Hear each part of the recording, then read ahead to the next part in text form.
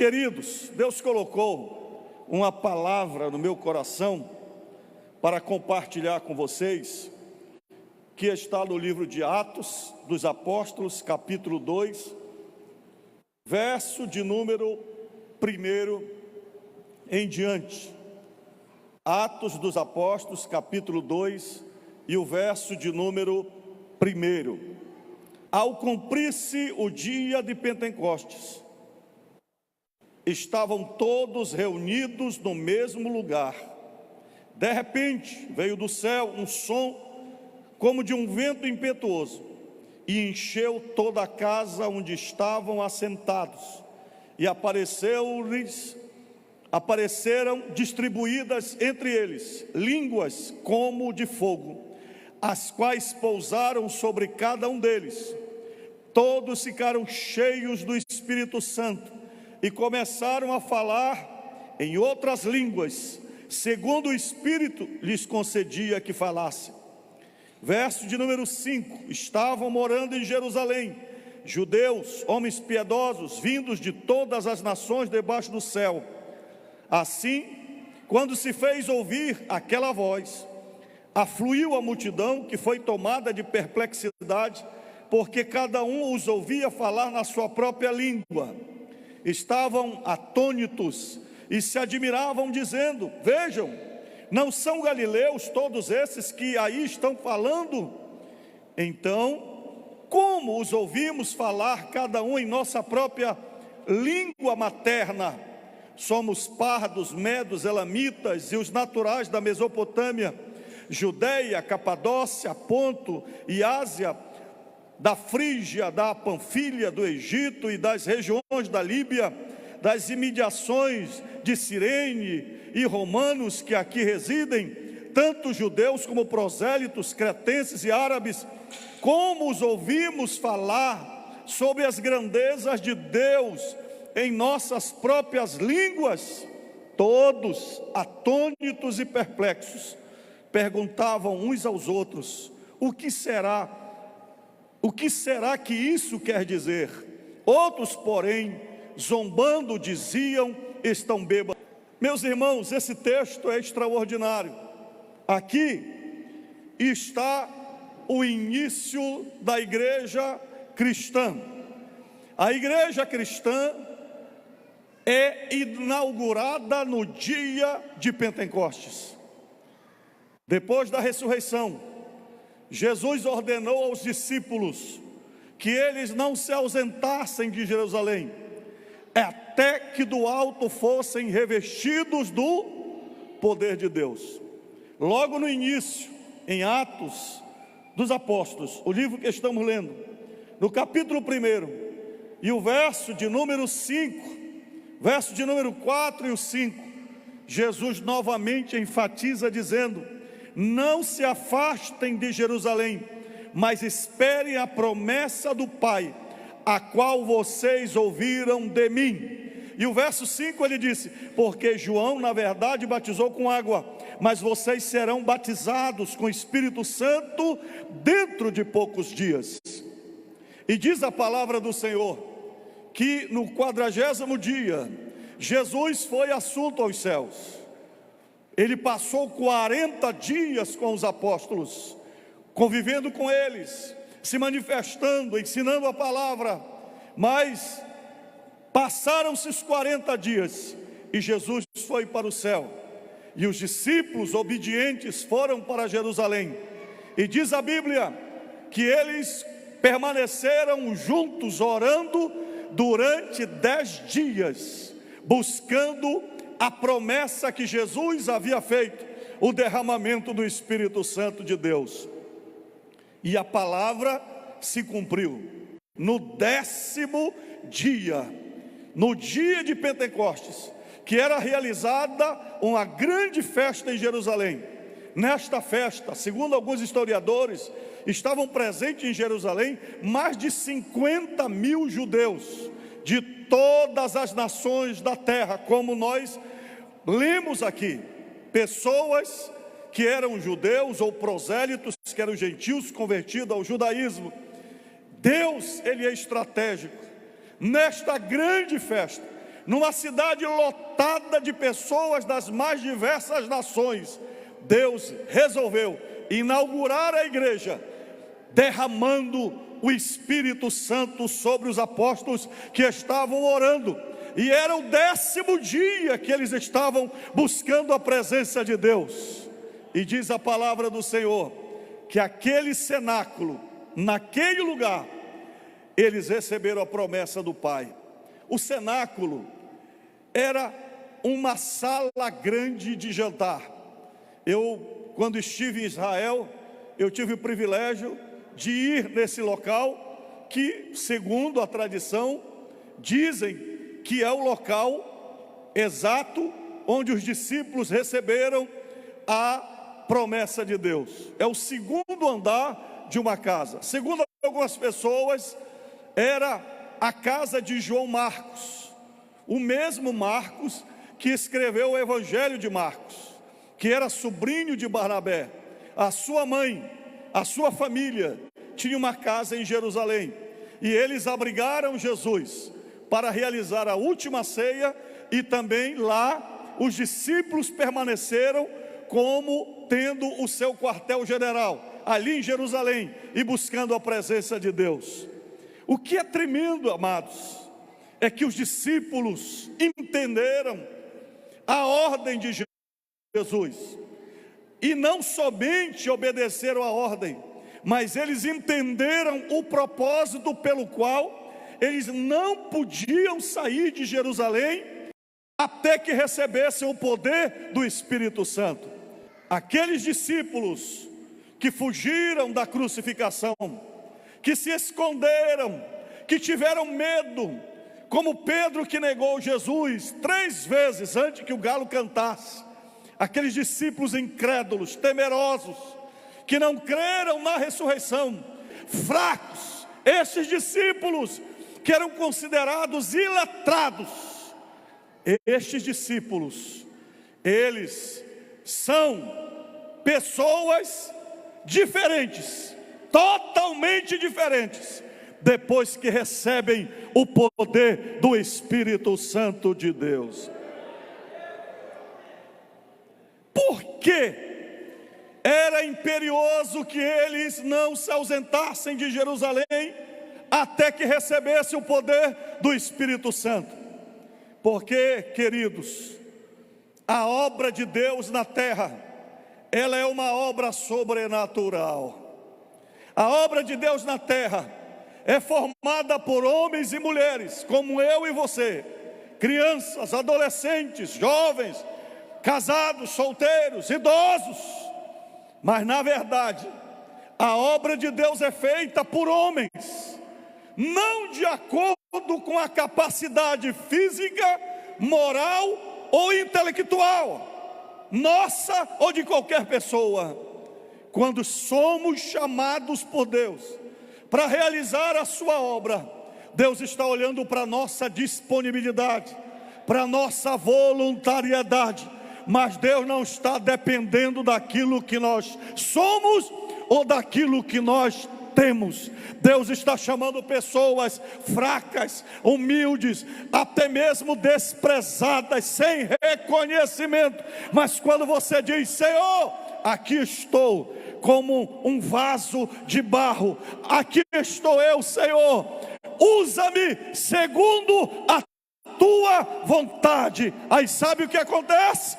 Deus derrama o poder do Espírito Santo de Deus, e Ele enche a sua casa, e Ele enche a sua família, e Ele enche a sua vida, e vem as línguas estranhas, e vem o poder do Espírito Santo, e você começa a falar, e você começa a pregar, e você perde a timidez, e você perde o medo, e você perde a vergonha, e se torna audacioso, sábio, inteligente, para realizar aquilo que você faça e realize para Ele. Eu aprendi desde cedo, quando eu estava lá em Urumajó, quando comecei a minha vida cristã, desde quando eu me entendo lá, pelos 7 ou 8 anos de idade, a minha mãe sempre dizia: Deus não chama pessoas capacitadas, Ele chama pessoas disponíveis e Ele capacita os chamados. Eu quero dizer algo a você que é muito importante. Não espere ser perfeito para se colocar à disposição de Deus. Não espere ser inteligente para se colocar à disposição de Deus. Não espere ser mais bonito para se colocar à disposição de Deus. Não espere mais tempo para se colocar à disposição de Deus. Tem gente que diz assim: pastor, eu não tenho tempo, eu trabalho de manhã, de tarde e de noite. Querido, Deus faz milagre em 1 segundo, Deus trabalha em meia hora. Se você tem o tempo disponível que for para Deus, é esse tempo que Ele precisa para levantar um paralítico, para curar o cego, para transformar a vida de um drogado, porque Deus precisa da tua disponibilidade. Geralmente, a gente é mais fixado na língua estranha, em falar em outras línguas, e muita gente acha que falou em língua estranha já é o máximo, já é o ápice do derramamento e do poder do Espírito Santo. Na nossa doutrina pentecostal, nós colocamos a glossolalia, ou falar em outras línguas, como sinal do batismo com o Espírito Santo. E nós até dizemos: se alguém não falar em outras línguas, não é batizado com o Espírito Santo. E é bem verdade, nós acreditamos isso de um modo geral. O batismo com o Espírito Santo, o poder do Espírito Santo, é mais do que falar em outras línguas. Escute, se você lê aqui esse texto, veja que aconteceram várias coisas sobrenaturais. A casa tremeu onde eles estavam, veio um vento impetuoso que soprou e encheu toda a casa. Diz o texto que apareceram, distribuíram entre eles línguas como de fogo, isto é, teve uma visão, eles tiveram uma visão da distribuição do poder do Espírito Santo, e que pousou sobre cada um deles. E o verso 4 diz: e todos ficaram cheios do Espírito Santo e começaram a falar em outras línguas, segundo o Espírito Santo lhes concedia que falassem. Nem sempre o derramamento do Espírito Santo será manifesto da mesma maneira que aconteceu em Jerusalém, isto é, você tendo visões de línguas distribuídas, línguas repartidas, de você ver um vento forte. Nem sempre essa manifestação mais visível, ela vai acontecer, mas pode acontecer outras manifestações. Por exemplo, no dia em que eu recebi o batismo com o Espírito Santo, a glória e a unção de Deus veio na minha vida, na congregação da José Bonifácio. Eu, como adolescente, buscando a presença de Deus numa vigília junto com os outros jovens, 14 anos de idade, a glória de Deus veio de uma forma tão poderosa que eu fui arrebatado nos sentidos. Nem todo mundo que estava lá teve a mesma experiência que eu tive. Eu fiquei tão entusiasmado que quando eu dei por mim, na minha consciência física, eu tinha esfarelado o meu dedo, de tanto forçar na toalha do púlpito da congregação.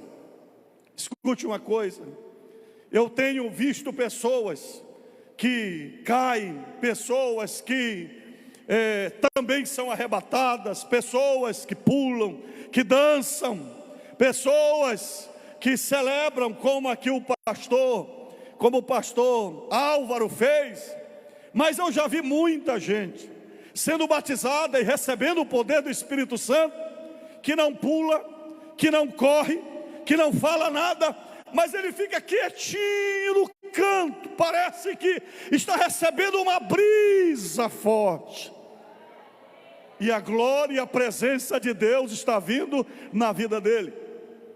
O que eu quero dizer para você é que o importante no derramamento e na presença do Espírito Santo na tua vida, não é esta manifestação, porque diante do fogo a cera derrete, mas diante do fogo o barro endurece. Diante do fogo, dependendo da temperatura, até o ferro, o ouro derrete, mas a cerâmica, ela fica mais firme e consistente. O que significa isso? É que o derramamento do Espírito Santo, ele vai dar uma reação de acordo com o teu caráter, de acordo com o teu temperamento, de acordo com a sua forma de ser. É por isso que nós não podemos julgar, não podemos discriminar, não podemos colocar todo mundo no pacote. Talvez você seja mais do reteté, pá, pulando, pá.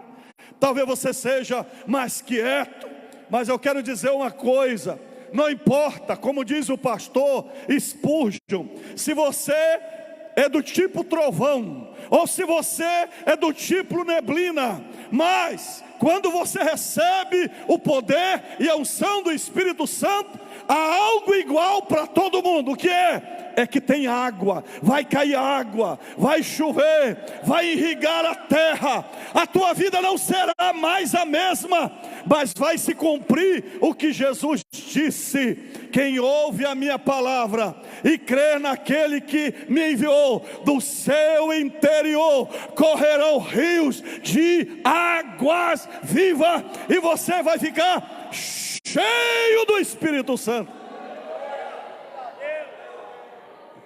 Receber o Espírito Santo é semelhante aqui a este copo. Olha só, o que é receber o batismo com o Espírito Santo? Quando você aceita Jesus como Salvador, você tem já o Espírito Santo.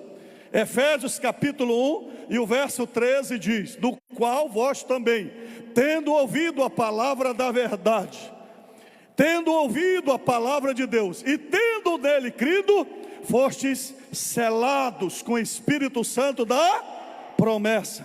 Os discípulos já eram selados com o Espírito Santo? Já. Ainda quando Jesus estava em forma física, Jesus falou para eles, quando voltaram, depois de ter expulsado os demônios, que foi que Jesus falou para eles? Porque eles voltaram eufóricos, porque tinham expulsado demônios. E o que foi que Jesus disse? Não vos maravilheis, porque vocês expulsaram demônios, porque eles vos submetem. Vocês têm uma alegria maior, o vosso nome está escrito no livro da vida, e você pertence a Deus. Quando Jesus disse para os discípulos: ficai em Jerusalém, até que do alto sejais revestidos do poder, os discípulos já eram salvos, o nome deles já estava escrito no livro da vida, eles já tinham o Espírito Santo. Como é que a gente sabe disso? João capítulo 14 verso 16, Jesus disse: eu vos darei o Consolador, porque ele habita convosco e estará dentro de vocês. Então os discípulos, eles já tinham o Espírito Santo. A partir do momento em que você diz: Senhor, eu te aceito como meu Salvador, o Espírito Santo, ele passa a habitar dentro de você. Você passa a ser templo do Espírito Santo. Aqui nessa comparação, você se torna o cálice do Espírito Santo. Você se torna o quê? Você se torna a vasilha do Espírito Santo. Mas o que acontece? Você ainda não transbordou. Aí você começa a orar. Aí Jesus diz: olha, não sai de Jerusalém, não deixa a igreja, não para de orar, porque tem mais. Eu quero te encher e transbordar do meu Espírito. Aí você vai se enchendo, enchendo, enchendo, enchendo, enchendo, enchendo, enchendo, enchendo, enchendo, enchendo, e você vai transbordar. Você vai agora viver, você vai se moldar, você vai ser preenchido pela presença do Espírito Santo de Deus.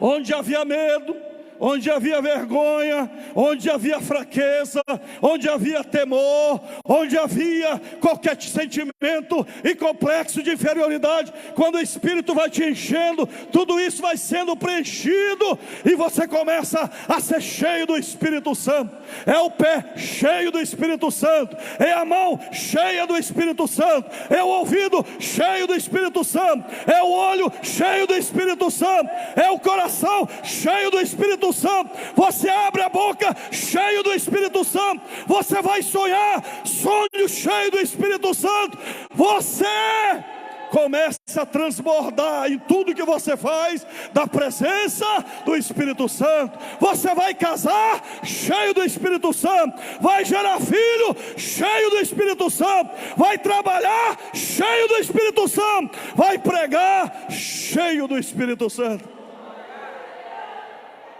Eu respeito muito você, eu sei que você é capaz, eu sei que você talvez tenha estudado, eu sei que você tenha talvez algum patrimônio, eu sei que você pode algumas coisas, eu sei que você sabe algumas coisas, mas eu quero dizer para você, quando o Espírito Santo vem sobre a tua vida, você vai viver o sobrenatural de Deus.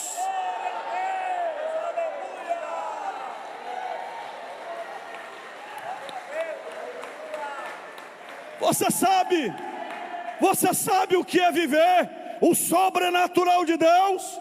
É o Espírito Santo aqui na terra, nos gerando na imagem de Cristo e sincronizado com os céus. É por isso que diz Romanos 8:26, o mesmo Espírito nos ajuda nas nossas fraquezas, porque nós nem sabemos orar como convém, mas o Espírito Santo intercede por nós com gemidos inexprimíveis.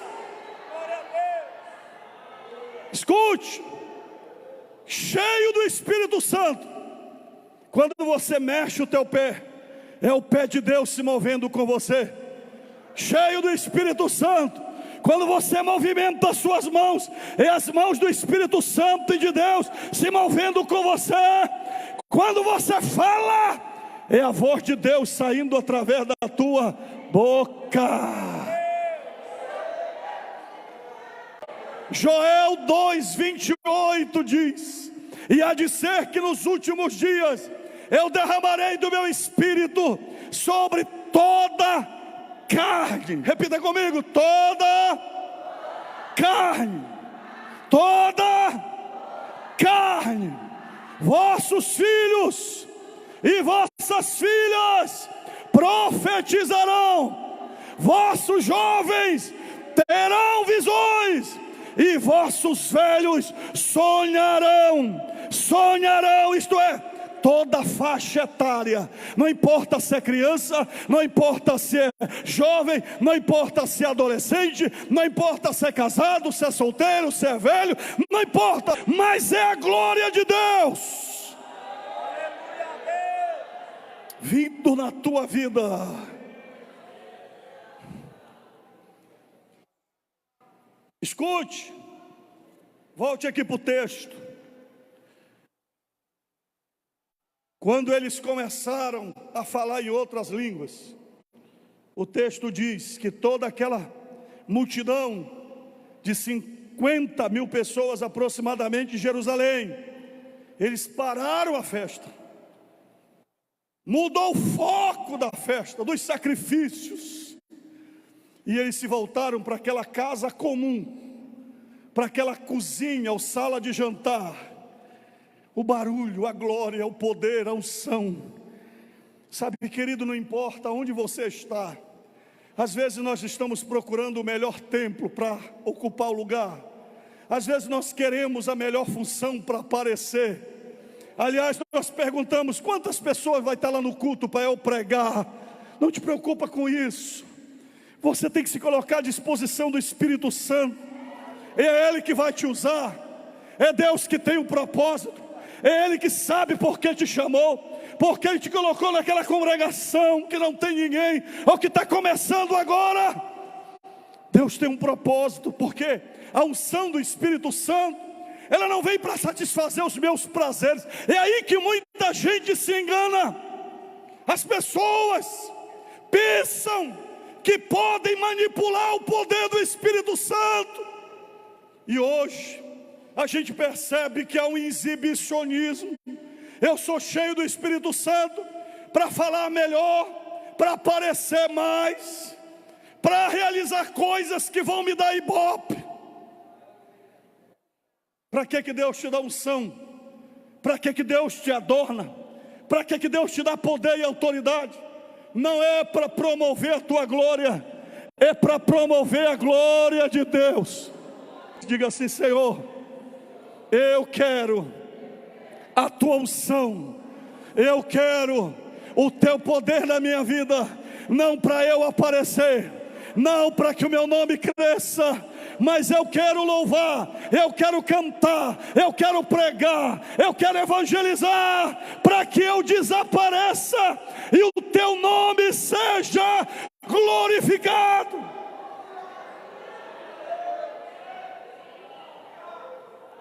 E o texto diz assim, verso 6, assim, quando se fez ouvir aquela voz. Que voz?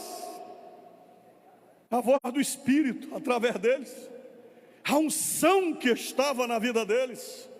E quando se fez ouvir aquela voz, afluiu a multidão. Escute uma coisa, as pessoas vão te ouvir quando você falar cheio do Espírito Santo. As pessoas, pode ser que não gostem de ti, que não suportem ouvir o que você tem para falar, mas eles vão dizer: tem algo diferente na vida dele, tem algo diferente na vida dela. Ele está cheio do poder, da presença do Espírito Santo de Deus. O texto diz: foi tomada de perplexidade, porque cada um os ouvia falar na sua própria língua. Escute, o poder do Espírito, ele não só te dá respeito e autoridade. Uma pessoa cheia do Espírito, quando ela chega no lugar, ela é notada. Seja na escola, seja no trabalho, seja no casamento, seja na rua, dentro do ônibus, ela é notada, ela é vista. Porque onde você está, e a glória de Deus na tua vida, e a presença do Senhor em você. Mas mais do que isso, olha o que diz o texto: foi tomada de perplexidade, porque cada um os ouvia falar na sua própria língua. Quantas nações estavam lá? Aproximadamente 15 a 16 nações. As mais diferentes línguas: árabe, latim, grego, sírio, línguas as mais difíceis, língua egípcia. Eles não ficaram atônitos e perplexos, porque eles estavam falando língua estranha. Por que eles ficaram perplexos e atônitos? Estavam atônitos, verso 7, e se admiravam dizendo: vejam, são galileus, são pessoas iletradas, não têm academia, não têm universidade, não têm doutorado, mas eles estão falando a nossa língua, estão falando árabe, estão falando latim, estão falando sírio, estão falando persa, estão falando grego, estão falando aramaico. Diga: a unção do Espírito Santo. A unção do Espírito Santo, ela traz capacitação. Você vai fazer o que não podia fazer. Você vai falar o que você não podia falar. Você vai produzir o que não podia produzir. Você vai construir o que não conseguiria construir. Ainda que alguém diga não vai dar certo. Ainda que alguém diga não vai dar certo. Ainda que alguém diga ele não é nada, ele é galileu, ele é ignorante, ele não sabe de nada. Mas a unção de Deus irá na tua vida. E você vai realizar e fazer o propósito de Deus.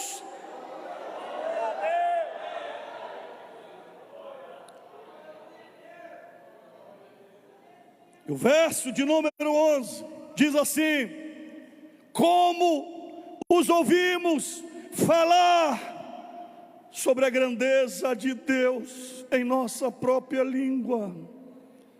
Todos atônitos e perplexos perguntavam um a outros: o que será que isso quer dizer?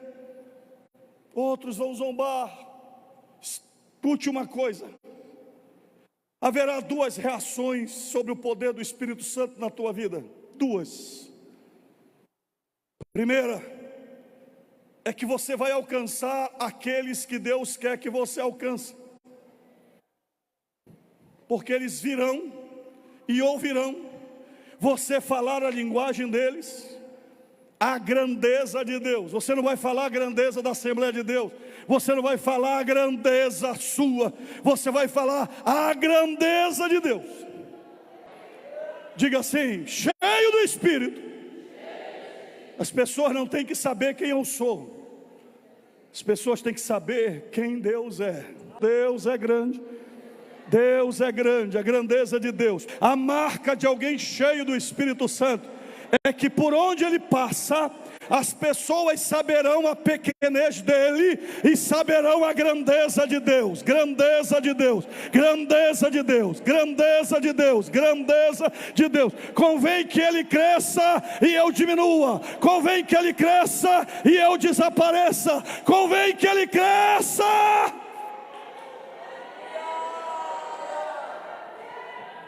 É muito fácil identificar alguém cheio do Espírito Santo.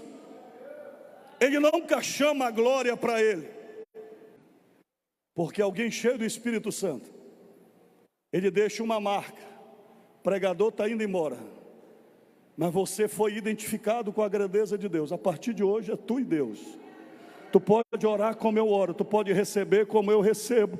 Você vai orar como eu oro, você vai curar como eu curo, você vai fazer o que eu faço e vai fazer coisas maiores ainda, porque agora você vai ser cheio também do Espírito Santo como eu sou cheio. Deus quer te usar, Deus quer te usar, Deus quer te encher, Deus quer realizar, Deus quer fazer o extraordinário na tua vida. A unção do Espírito Santo, ela traz uma capacitação tão grande, que a Bíblia diz que se torna pecado nós fazermos alguma coisa na igreja que não seja debaixo do poder do Espírito Santo. Você não pode olhar para você e dizer: não posso, não tenho, não vai dar, porque Deus está dizendo: Espírito Santo já foi derramado, Ele está te ungindo, a glória está sobre você. Então te levanta e vai, te levanta e prega, te levanta e abre a boca, te levanta e anda, te levanta e marcha, te levanta e ama, te levanta e perdoa, te levanta, porque quem faz não é você, o resultado não é missão tua, a tua missão é ir, falar e anunciar. O resultado é meu, é eu que faço, é eu que realizo, sou eu que trabalho. Quem está entendendo o que eu estou falando aqui? Escute, para você entender essa capacitação do Espírito Santo, a Bíblia faz um elenco de dons espirituais, que infelizmente a maioria dos crentes se contentam só com a língua estranha. E a língua estranha é o beabá do enchimento do Espírito Santo. Eu vou ler rapidinho. Nós temos pelo menos uma classificação teológica que é da nossa doutrina. A gente classifica em dons ministeriais, em dons de serviço e em dons espirituais. Mas a Bíblia, ela não tem uma lista fechada, é uma lista exemplificativa. Os dons do Espírito Santo, eu não tenho condições de detalhar cada um deles, mas eu gostaria de pelo menos ler com você, para você meditar em casa, as capacitações do Espírito Santo. Vamos ver os dons ministeriais de Efésios, capítulo 4, e o verso de número 11. E ele mesmo concedeu uns para apóstolos, outros para profetas, outros para evangelistas, outros para pastores e mestres. O que são os apóstolos? São aqueles que recebem uma missão, geralmente de inauguração, de abrir trabalho. É aquele que inicia algo. Profeta é aquele que traz a interpretação das Escrituras, a revelação de Deus. Evangelista é aquele que tem a facilidade de comunicar o Evangelho para uma pessoa que não é crente, e tem um poder do convencimento tremendo, a facilidade de dialogar, de relacionar as verdades de Deus. Pastores é o cuidador, é o conselheiro, é o amigo que cura as feridas interiores. E mestre é aquele que ensina, que traz a revelação da palavra, a doutrina bíblica, a disciplina para a tua vida. Qual é a segunda lista de dons? Está em Romanos, capítulo 12. Fala dos dons de serviço. São os dons auxiliares para fazer tudo o que precisa ser realizado na obra de Deus. Temos, porém, diferentes dons, segundo a graça que nos foi dada. Se é profecia, seja segundo a proporção da fé. Qual é a diferença aqui desta profecia para o dom do profeta como ministério?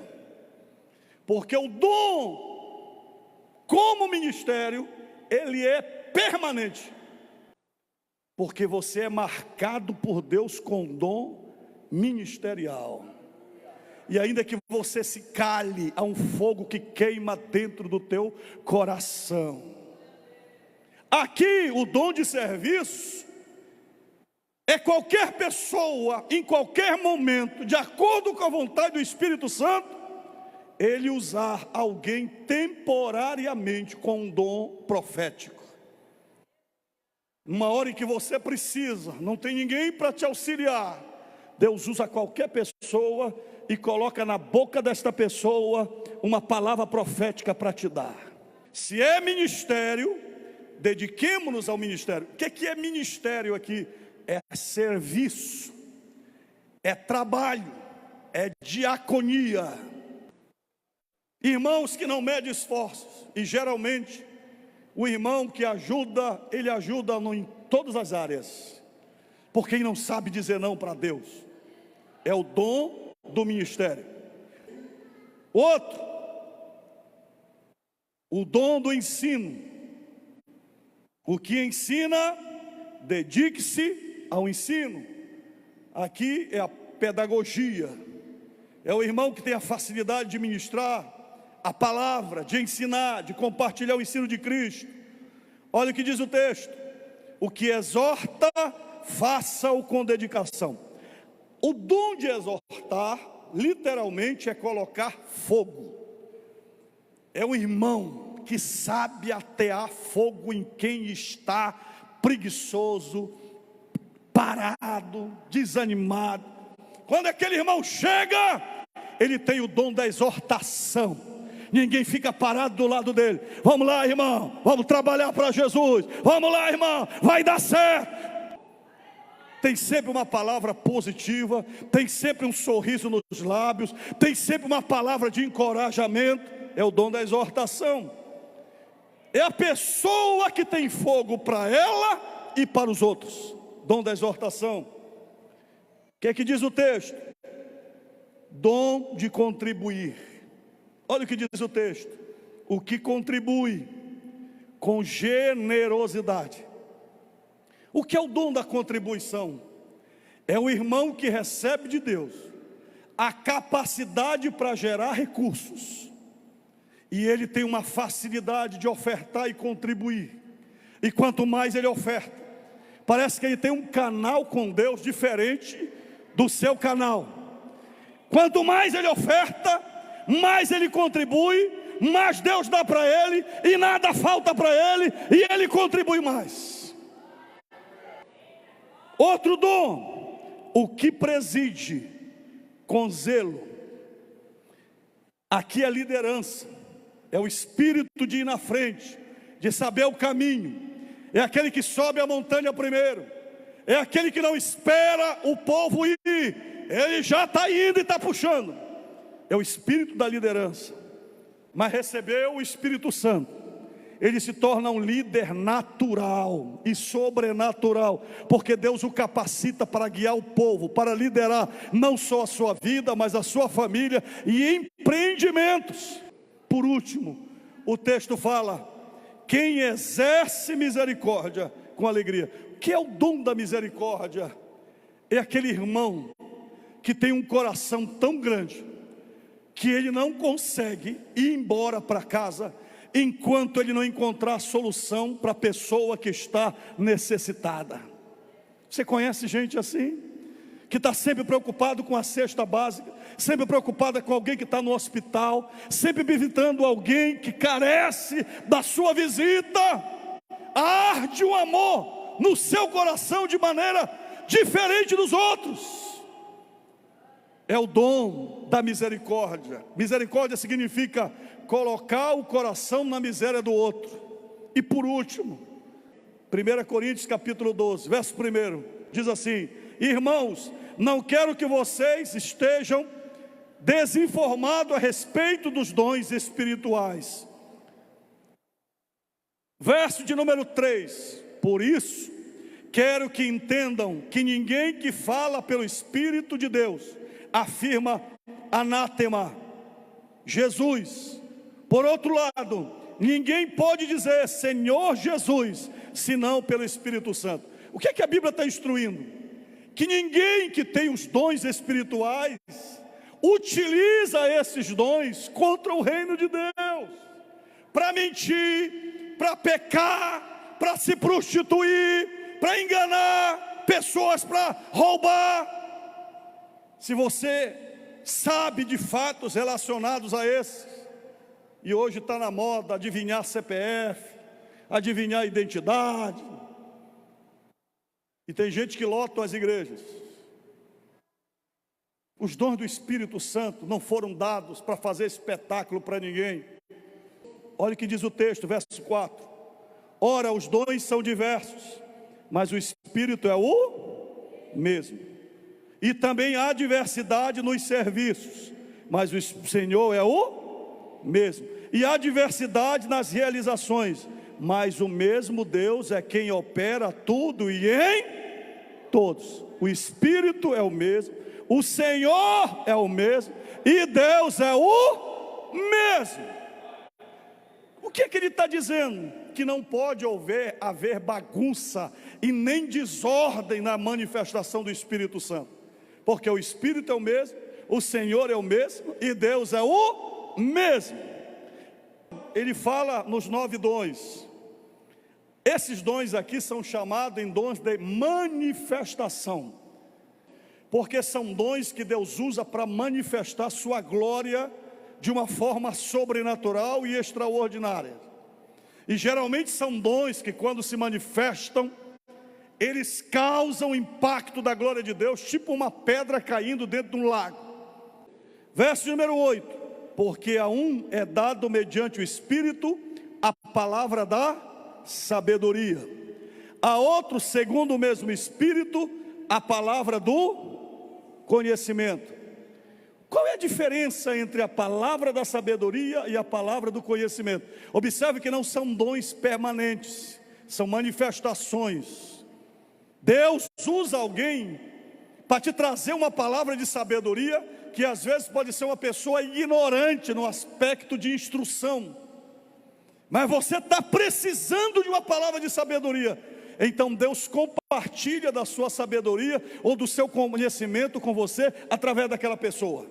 Pastor, qual é a diferença entre a palavra da sabedoria e a palavra do conhecimento? Voltemos para José. Quando o faraó teve o sonho, e ele sonhou com as 7 espigas mirradas, ou 7 espigas cheias, e as 7 espigas mirradas devorando as cheias, e depois ele sonhou com as 7 vacas gordas, e as 7 vacas magras devorando as gordas. Ali foi o quê? Foi a revelação do conhecimento. José olhou para ele e disse: o teu sonho é uma dupla alerta de Deus. Os 2 sonhos se referem à mesma coisa. Haverá 7 anos de fartura e haverá 7 anos de fome no reino do Egito. Ali foi o quê? Palavra do conhecimento. E a palavra da sabedoria? José disse: arranja alguém ajuizado, coloca sobre o teu reino, para administrar com sabedoria no período dos 7 anos de fartura, constrói silos, depósitos para abastecer todo o teu reino no período de fartura, e quando vier seca, tu vai ter cereais em abundância para suprir o período da fome. Palavra da sabedoria. Verso 9: a um é dado no mesmo espírito a fé, a outro no mesmo espírito dons de curar. Fé é a capacitação de Deus para você crer naquele momento de uma forma extraordinária em algo que Deus está falando no teu coração, e você se apodera daquilo, irmão, e diz: eu vou, e eu vou marchar, e eu vou fazer, porque Deus vai me dar o dom da fé. E o texto diz: dons de curar. É o único dom que está no plural, dons de curar. Por quê? Porque existem diversas doenças e existem diversas formas de Deus curar. E o texto diz: a outro, operações de milagres. Qual é a diferença da operação de milagre para os dons de curar? Dons de curar está relacionado com doença. Multiplicação do pão, o que é? Hein? Operação de milagre. Dividir o mar vermelho, operação de milagre. Deus abre a porta para você de um emprego, faz você passar no concurso que você, pela sua capacidade, não passaria. Operação de milagres. E geralmente a operação de milagres é a materialização no físico, através de uma palavra que você crê que vai se tornar e vai realizar. E o texto diz: a outro profecia, a outro discernimento de espírito, a um é dada a variedade de línguas, e a outro a capacidade para interpretá-la. O que é discernimento de espírito? É você conhecer a fonte que está emitindo a mensagem. Você ouve um conselho, você ouve uma palavra, e você quer saber se aquilo é de Deus ou não. Então você recebe o discernimento do Espírito e diz assim: eu sei quem está falando aí por você. É o discernimento de Espírito. E o texto diz: falar em outras línguas e o dom de interpretar. Tem gente que só sabe falar em outras línguas e não tem a capacidade de interpretar. No caso dos discípulos lá em Jerusalém, Deus deu a eles a capacidade de falar em outras línguas e a capacidade de interpretar as línguas, de sorte que eles falavam na língua das outras nações. Eu quero terminar orando pela unção do poder do Espírito Santo na tua vida. Diga para Deus: Deus, o meu lar vai ser diferente, a minha família vai ser diferente, meu ministério vai ser diferente, meu chamado vai ser diferente, a minha empresa vai ser diferente, a minha universidade vai ser diferente, porque